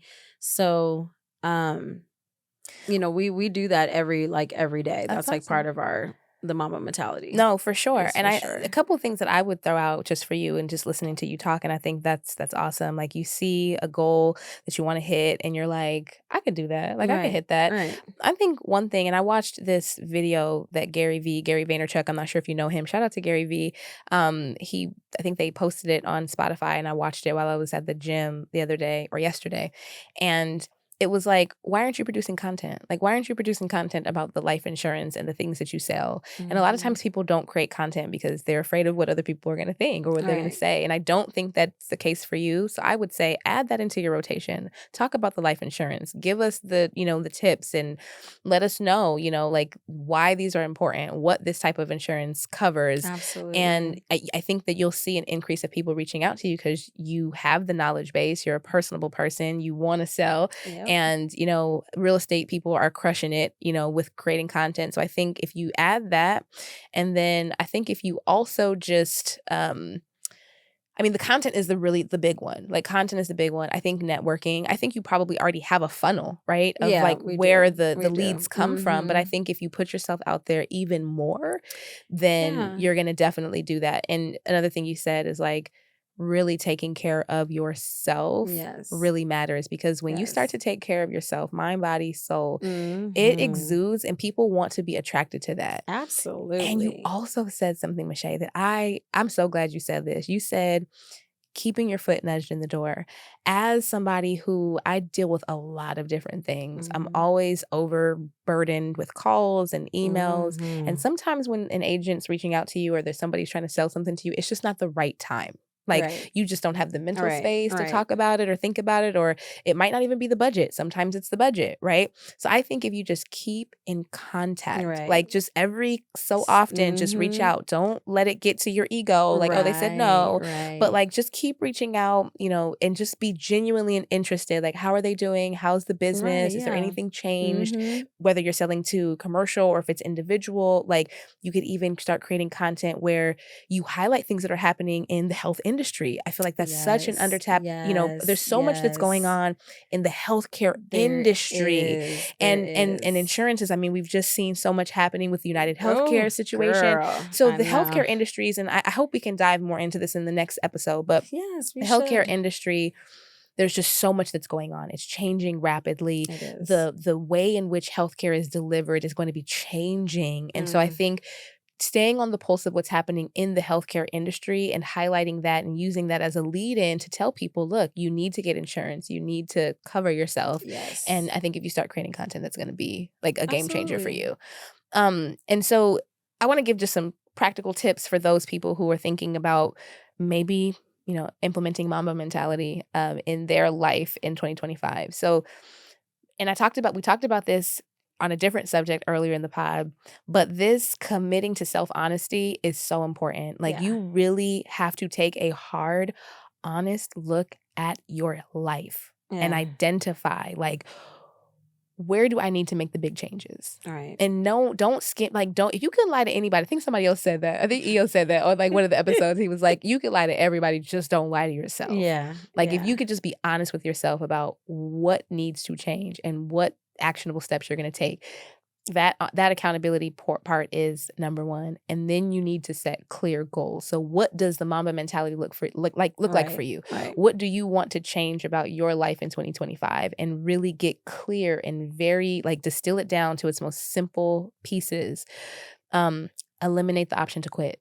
And this is something that I see just even in the work, in the work that I do. A lot of times when you're dealing with high level decisions, a lot of people always want to fail safe. They want to know, what are we going to do if this doesn't work out? Yeah. And sometimes, and in some situations, you have to have that.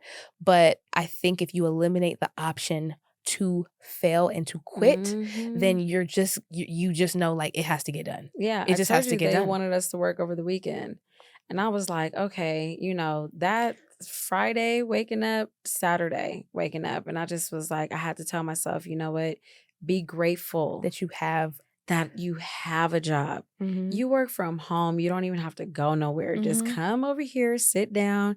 You ain't even got to brush your teeth. You ain't got to do your hair.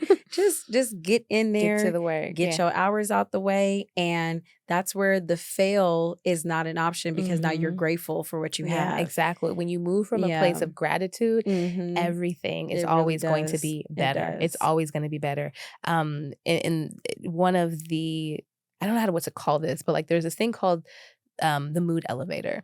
And a lot of people use it in corporate environments to, energize their team and really just take a look at where everybody is. When you enter a meeting or you're doing, come to a big seminar, where is everybody at? Let's just do a check-in. And the highest of the mood elevator is gratitude. The highest rung of the mood elevator is gratitude. And anytime that you can look at something from a place of gratitude, I think you change it, you turn it on its head, and you just start behaving a whole different much vibe. better. Yeah.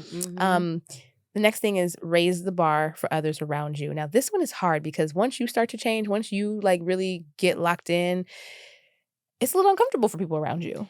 And it takes time. You think? It takes time for people to really adjust because they're going to criticize. And am I wrong for leaving you behind if you don't want to make them adjustments? I'm just saying. But so we can circle back to just, the whole baby daddy situation. It's I told him, I did kind of give him an ultimatum. No, okay. I let him know how much I was making. Just so that way he could, I know. It was probably ooh. But I think he then realized wow, okay, I remember when she first started doing this and I was getting on her and, it was like a whole thing. And I was like, look at her now. Do you know this man is about to do the HVAC, y'all? You feel me? That's what I'm trying to say because, So you got to spin the block. You got to spin the block. Listen, if he followed through, you got to spin the block. What he do, you got to spin the block for the family. If he actually does it. Hey, watch later. You need stay send tuned. him this link. Send him this one when it goes. No, we ain't sending him nothing.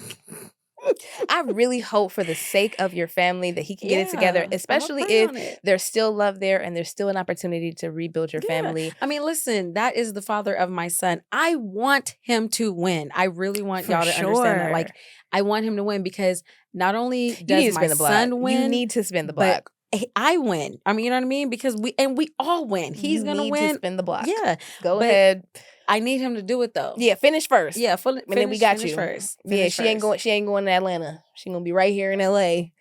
In the hills. Listen, but see, that's what I'm saying. Listen. If I gotta buy the house all by myself, it's gonna be no, it's not. He gonna have his HVAC. He gonna be. Come on, he gonna be out there getting money. We gonna see. Okay, we're gonna see. We're gonna see. All right, we're gonna see. But yeah, no. But leveling up, trying to motivate everybody around you to get on that level. Sometimes is a hard feat, but you gotta drop the dead weight. But one thing I learned about Christianity as well. God says, shine your light even in the darkness. Because what it does is your light might ignite somebody else's other candles. Ooh, that's beautiful. I love that. Okay. That's true. It's the real Now you're not hanging back to see if it lights. You just gonna shine your light, and whoever's light. Exactly. And if they're close enough, if they draw close enough to you, then they will get ignited. You know what I mean? Unless you just really I don't want to do this. You know what I mean? And then that's on you. But I'm gonna do me no matter what. Right. No, I'm for gonna be shining. I agree. And the last point is just accept and prepare for resistance, because you're going to get it. You're definitely going to get resistance. Understand that not everybody is going to support your transformation. Like they're not going to support it. You're probably going to get people who are skeptical. They're going to make references to the old you. And you just have to anticipate that. And, just stand on business. Your goal is not to prove anybody wrong. It's just to stay focused and to execute, execute. One thing that I don't like are lazy people. Like people who are lazy, or they say they're going to do something and they don't do it. And I'm not saying we're perfect. Like, if you things do come up, but I'm saying, like, if you are the type of person, and I saw a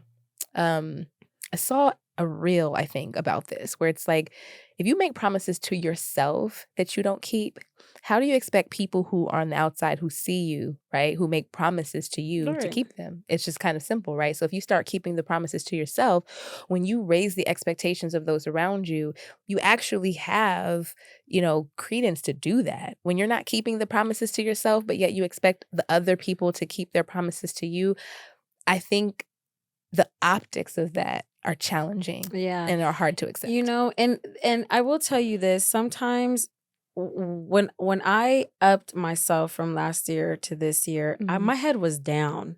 Yeah. My head was out the way. My head was down. I was out the way. And they were coming to me like, this is a new Mishae, and we like this new Mishae, like, And so, okay, I did that in the work, and then I was like, hey, well, let me see what I could do, spiritually, you know what I mean? And now it's like, there's a new Mishae here. And then it's like, okay, I look forward to seeing what next year, new Mishae will be. No, for sure. All the way around. And so that right there also comes with results. If you actually want those results, you have to stay with it no matter what. I don't care what anybody does tell you. Oh, you're not going to get this and you're not going to get that or this, that, and the third. But, hard work, it really does pay off. Yeah. It really does pay off. It does. So, stay with it. And hard work and hard work is not always linear. It's not like, I mean, sometimes you do a little hard work, you fumble a little bit, you get back up. You just have to be committed to the goal, because nothing is going to, it's like life in itself is not a straight line, right? You're not just walking in a straight line. And so understanding that there are going to be some hiccups. There are going to be some setbacks. There's going to be all of that, but you just have to be resilient in your mind and in your purpose, because when you know that we have a finite period of time here, and anybody's number can get called at any day. Man. Are you living in your purpose? Are you actually committing to be excellent every day? Like, are you waking up and there are going to be days you're tired, but like, you don't just let the goal go because you had a bad day or you had a bad week.